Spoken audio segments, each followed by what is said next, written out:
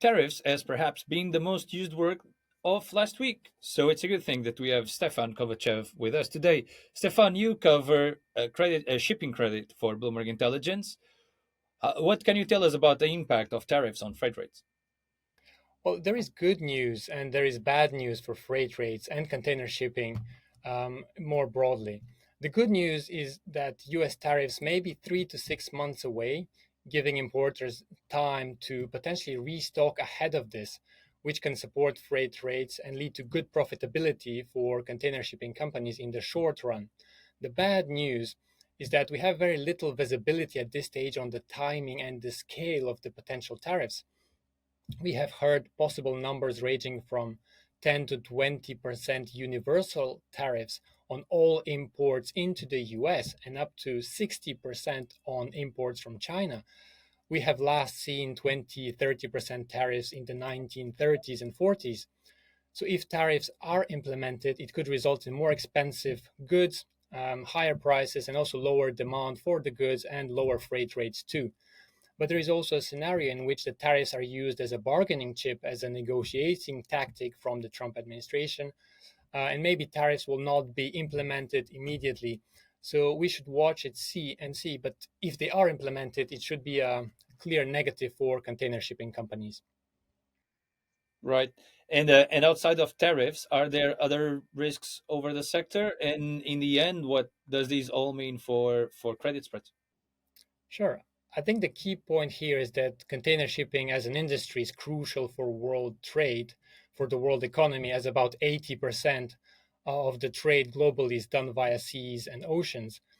But it's also a very volatile and cyclical industry, as there are only about 6,000 container ships in the world, and it takes 2 to 3 years to build a new container ship.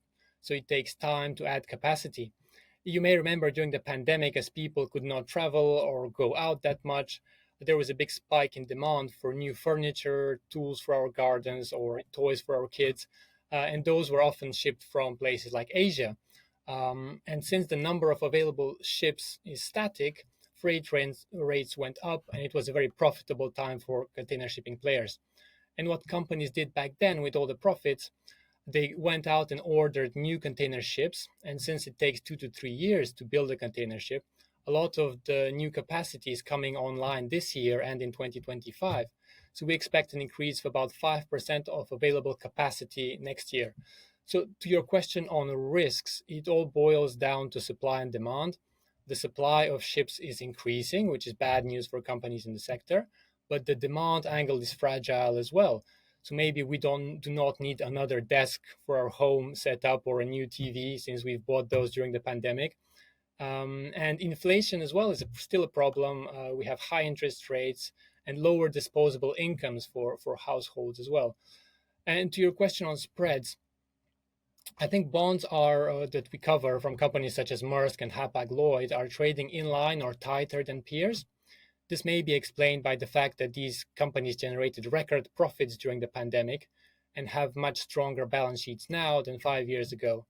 That said, if we look at fundamental and geopolitical risks, looks like we may be heading into a perfect storm for container shipping companies in 2025. So we have tariffs, we have increasing supply of new container ships, and maybe softening demand as well on the back of lower disposable income. But maybe to finish on a positive note, if container shipping companies are struggling, this should mean that lower freight rates also impact the prices of goods shipped from Asia. So all things being equal, this should be good for inflation as well if freight rates go down. But of course, tariffs remain a wild card, be it from the US or any retaliation in terms of tariffs from Europe or China. Perfect. Stefan, thank you so much for that. Where can I read more about the specifics of all this?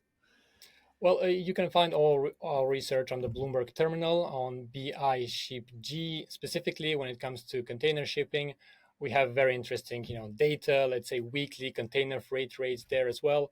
Or you can just send me an IB and I'll very happily point you in the right direction.